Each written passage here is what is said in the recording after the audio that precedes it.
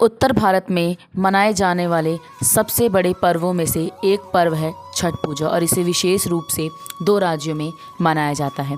अपनी जन्मभूमि से दूर रहने वाले लोग जहाँ कहीं भी रहते हैं इस पर्व को बड़ी धूमधाम से मनाते हैं, इसलिए आजकल ये विदेशों में भी मनाते हुए देखा जा रहा है। छठ पूजा के लिए बिहार सबसे मशहूर शहर माना जाता है।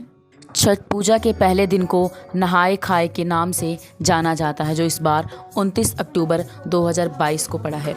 30 अक्टूबर 2022 को छठ पूजा का दूसरा दिन है, जिसे खरना के नाम से जाना जाता है। इसी दिन लोग उपवास भी रखते हैं। छठ पूजा के तीसरे दिन को संध्या अध्रिया छठ पूजा के नाम से भी जाना जाता है। चलिए आपको बताते हैं छठ पूजा क्यों मनाई जाती है। भारत में अक्टूबर और नवंबर का महीना त्योहारों के महीनों के रूप में माना जाता है। इस बीच लगातार कई त्यौहार मनाए जाते हैं और उसमें से एक है छठ पूजा। यह दिवाली के ठीक बाद मनाया जाता है, क्योंकि दिवाली हिंदू धर्म के पवित्र माह कार्तिक माह के अमावस्या को मनाई जाती है और दिवाली लगातार इन त्योहारों के साथ साथ चलता है, जिनमें सबसे पहले धनतेरस, नरक चतुर्थी, दिवाली, गोवर्धन पूजा, भाई दूज, तुलसी विवाह। इन त्योहारों को मनाने के बाद फिर छठ पूजा मनाई जाती है, जो दिवाली के छठे दिन में आता है। चलिए आपको बताते हैं छठ पूजा से जुड़ी कुछ कहानी। एक राजा थे प्रियव्रत, जिनकी कोई संतान नहीं थी और किसी तरह एक बार एक बच्चा पैदा हुआ, मगर दुर्भाग्यवश वह मृत पैदा हुआ।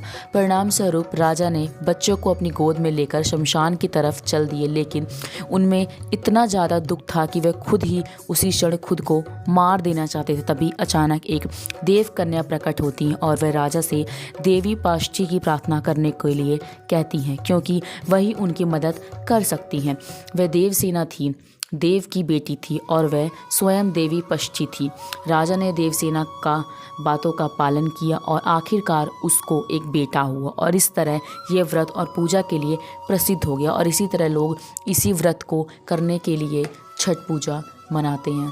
और मान्यता है कि जब भगवान राम और देवी सीता 14 वर्ष के बाद वनवास के बाद लौटे तो उन्होंने यह पूजा की थी। उसी परंपरा का पालन करते हुए लोग प्रार्थना की पेशकश करते हैं और इस दिन उपवास रखते हैं और इसे त्यौहार की तरह मनाते हैं। चलिए बताते हैं आपको और कुछ लोगों से मिलवाते हैं जो ये त्यौहार मना रहे हैं और वो इससे जुड़ी कुछ रोचक जानकारियाँ हमें देंगे।